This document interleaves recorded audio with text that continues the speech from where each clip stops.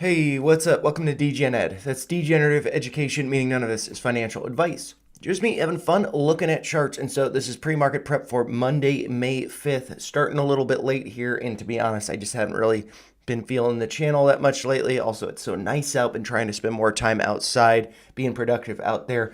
But anyways, going to dive into the charts here, going over the usual tickers for pre-market prep, beginning with the UVIX, which is the 2x long VIX futures ETF, which closed on Friday, May 2nd, at a price of 39.84, being down 8.2% on the day. It does look like it's bouncing a little bit, almost 4% in the pre-market, just above $41 a share. And I have to say, I did pick up just a couple shares of this, one at 42, one at 40. So my average is 41, being in the slight green here. I have just been thinking, coming back to this top of this parallel channel that had acted as support, had acted as resistance over here, the top of the trading, and we finally broke above it. Now I think it's probably going to be acting as support. And I do believe that there was also a Fibonacci retracement around here, maybe. Yeah, we actually broke below it, but maybe if I extend this over here. No, still broke below it. So yeah, I mean, maybe that's because this is in discount zone, or it's going to continue going lower, maybe getting down to like 36.90 or maybe 30. Always the possibility, and that's why I have a pretty small position with this. But I think, the market's usually just pretty volatile lately, so might as well be swinging this. But I do think that, the kind of like 2-week approximate cycle that I've been seeing here does seem like it's kind of changed, or maybe there was just a small red phase here over the course of, let's see, 1 week, and then following that, a little bit of a red phase here now going on for, almost 2 weeks. So yeah, I mean, I think that we could definitely be seeing a bottom here with this. And if we do look down here at the data, we can see that volume has been fading lower. RSI has been coming lower along with the stock. So that makes sense. Lower lows here, lower lows in the RSI as well. And then if we look at the MACD, we can see over here, it did flip green, then flipped red again. And it, almost looked like it was starting to get back towards going green, but then it's kind of flattened out a little bit here. So we might still have some more downside. So I'm prepared for that. No big deal if it does go lower. And actually, I'd be happy to get a larger position because I think it's pretty feasible to think that, price could be getting back up to around 55 dollars a share, which from current price represents about a 30+% move to the upside. But then if we do flip over to the 10-minute time frame, we could just see how that traded on Friday, gap down into the pre-market, and then faded lower over the course of the day Friday, holding those losses, retaining the losses, I'm not sure the best way to phrase that, into the after hours, then gapping up, and then just, waiting to see what happens when the market opens. So pretty interesting there. If we do look over at the VIX, basically the exact same story. This closed on Friday the 2nd at a price of $22.68, being down 7.8% on the day, a little bit less than the UVIX, which was down 8.2%. And so we'll have to see. This is currently below 23.76 or below 24. I'm wondering if this is going to get back to 20, maybe 18, right around here. It did act as support over here at the end of March. Maybe we do return to that level before getting, a pretty big bounce. And then from current price, or where it closed at on Friday, up to this like confluence of levels up here, let's just see what kind of percentage move that is. That's over a 20% move. So I just think that there's a lot of opportunity, and good for when the markets come down to have something to hedge.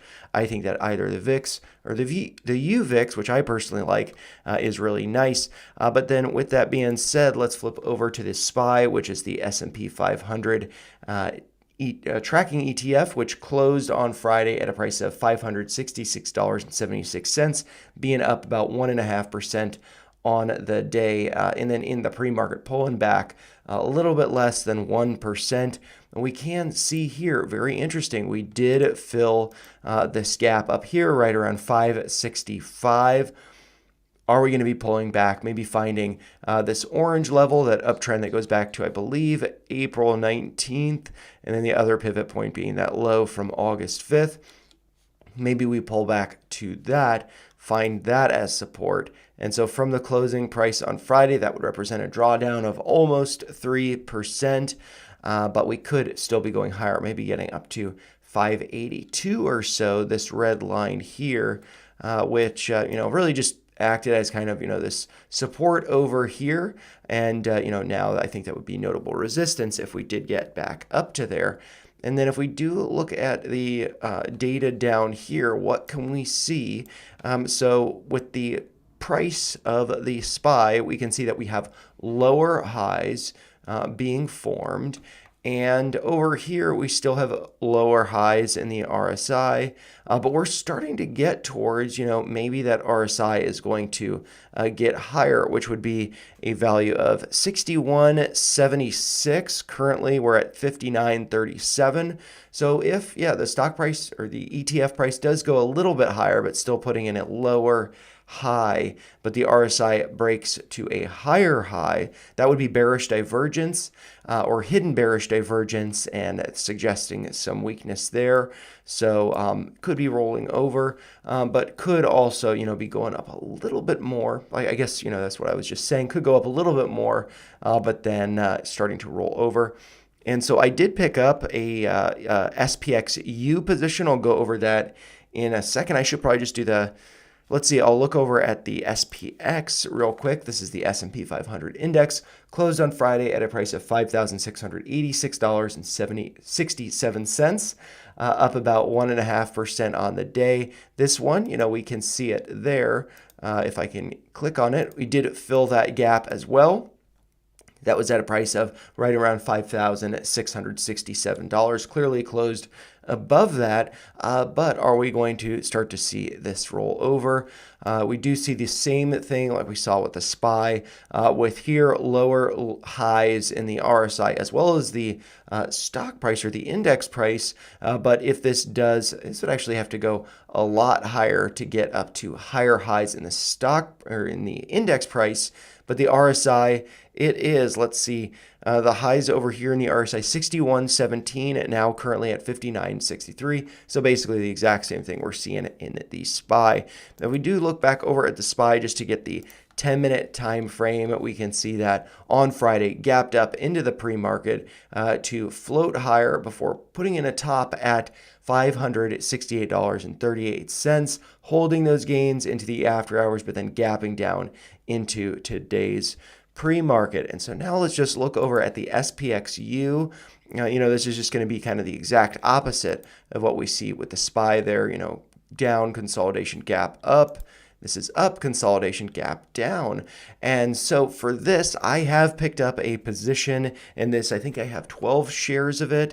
Just kind of trying to swing this because of those. Let's see if I switch back over to the daily, the gaps being filled, with the SPY here as well as the SPX. So gaps being filled, probably going to be some resistance there. Looking for just, kind of a quick swing with this. I don't really have anything drawn up here, but what I could see is, the levels up here kind of acting as resistance. And then beyond that, let's see some other levels that might be notable. This one actually, this level here at 2482 does correspond with like the bottom over here from July of last year, around 2450. And so I think that could be some notable resistance, given that there was support in the past, that was resistance over here, got flipped to some support. And also could maybe see this topping out here around 27, or maybe getting up to, right around here, around 30. So those are, let's see, I'll just kind of color code these, just being kind of casual with them. But trimming levels there, maybe wanting to start trimming at that level, maybe more aggressively trim in the orange, and then maybe exit in the red. And so just looking at the closing price from Friday, which was $22.01, being down 4.35%, which you might notice is about, 2 times or so, more than 2 times the SPX, the SPY. And so the SPXU, if we do flip over to see the profile of this, let's see, what's the information on this? The profile here, it's up here. This is, if you can see it just above me, this is actually a 3x leveraged short ETF. So going to be a nice way to get some gains if the market does roll over. So it's 1.5 down on the SPY. This is 1.5, about 3 times down. Sorry, let's see. Before I draw anything, the SPY went up 1.5% on Friday. The SPXU came down about almost 4.5, so almost 3.5 times. So that does make sense there. And so from the close on Friday going up to the yellow, that's about a 10% move to the upside, being approximate. The orange is about 20, and then the red is more than 30. So a lot of nice upside potential if the market does roll over. So that's kind of what I am looking at there. And then I've got about 10 minutes before I'm going to end the stream. And to be honest, I see that there are a few people that have joined. I'm probably not going to have time to check the live chat. I'll try to start this earlier tomorrow, and then can respond to the chat and stuff towards the end. But yeah, here just looking at Bitcoin, it's currently at 94,000 or just above. Actually, if I do remove the drawings and then we look at the hourly time frame, just to look back, so the second was Friday, and so we can see where this the CME gap was created. So if we look back here on the second, and I want to get to about 5 p.m. So that's going to be right there. Just to, what's this here? Nope, right here. That's around $97, 97.9588. So marked there. That is the CME gap from last week. Might be, off by a little bit, depends on the exchange that you look at. But that is, some upside potential here, short term for Bitcoin, that would be about almost a 3% move to the upside to fill that gap. But I also, think that this could be heading lower potentially. I don't know why I have this as a green line. I think that this should be marked as white, or let's see. Yeah, no, I think, no, this one up here should be red. That would be like a take profit level. And then I had noticed that if maybe I misunderstood this, but the week that ended on Thursday because of Good Friday, so 5 p.m. Eastern Thursday, the Bitcoin price was around 85,000. So I feel like this could be pulling back down to that level. Well, there is an upside target here with the CME gap around 97. It's quite possible it could do something like this. So good to be prepared for the downside if it does break down. But I also wanted to point out, this was talked about in Crypto Rover's video this morning, that this could be pulling back to around 91,000. So maybe something like that before then going higher. So do be prepared for this to go lower. Just because there's a CME gap to the upside doesn't mean it's going to go straight there. But yeah, I did, and have been accumulating Bitcoin every day. I go over it in the Crypto Corner, which is a video I'm going to be doing every Saturday. It's really helpful for me, hopefully helpful for you guys. Bullish on Bitcoin long term, and any interim dips are opportunities in my view. But let's just quickly look over at, actually not Doge, at Ethereum, currently trading at around 1,800. Does look like it's bumping into some resistance there. So pretty cool, that I had drawn that. It has been holding up as a resistance level around 1845, that being the 100% extension there from this Fibonacci extension. And yeah, this looks like a bull flag, but it's kind of been hanging out for a while. It might be suggesting that this is not going to break to the upside to around 2,000. Maybe it breaks down before going higher. And if it does break down, I could see right around here, maybe 1,600, just being approximate there. I could see that acting as support, given that we had all this consolidation here. And so maybe price does something like a little dip down to there before then going higher and then retesting some of those levels to the upside. But yeah, I mean, generally, I feel really good about Ethereum long term, or at least, back up to around 4,000, maybe get a little bit, wanting to trim around that level. I do think that this could be getting to 8,000 by the end of the year, but maybe not. Who knows? And then since I did pull it up, I'll just go over Doge real quick. Currently trading around 17 cents. This is below my average now, so I am doing some more DCAing while it is below my average is 17.4 cents. So happy to be picking up some more of that. And then let's real quick just look over at uranium, ticker symbol URA, which is the Global X Uranium ETF, which closed on Friday at a price of $25.84, being up about 2% on the day, hit a high of 26.09, pierced that level that I had marked here at 25.93, which is based on this 100% Fibonacci extension. And so what I could see, I'm just going to delete this yellow doodle that I have here, but I'm basically just going to draw the same thing, but pulling back from here to maybe find some support there before going higher. So we'll have to see if that plays out, but I do think that this could be pulling back to around 24.50, maybe coming down to 23, but I do feel like it's more likely to find some support around here, form like a bull flag up here before breaking higher.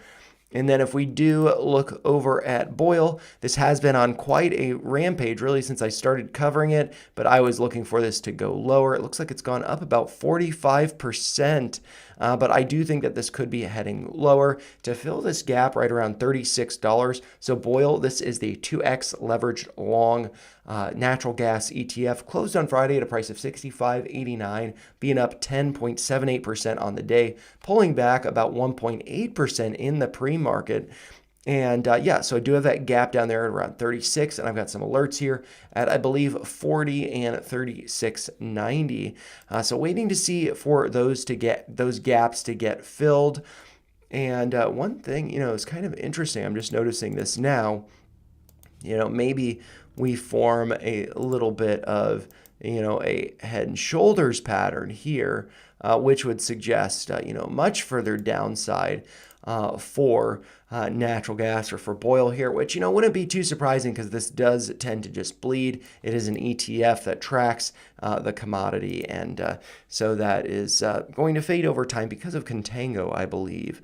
But yeah, I'm just going to delete that doodle, and then I'm going to flip over to the natural gas chart here. Very interesting what we can see in the futures for today, or the current price action. I'm not really sure how it works for commodities, but we can see that following Friday the 2nd's a big move up here, going up 6.68% for the commodity.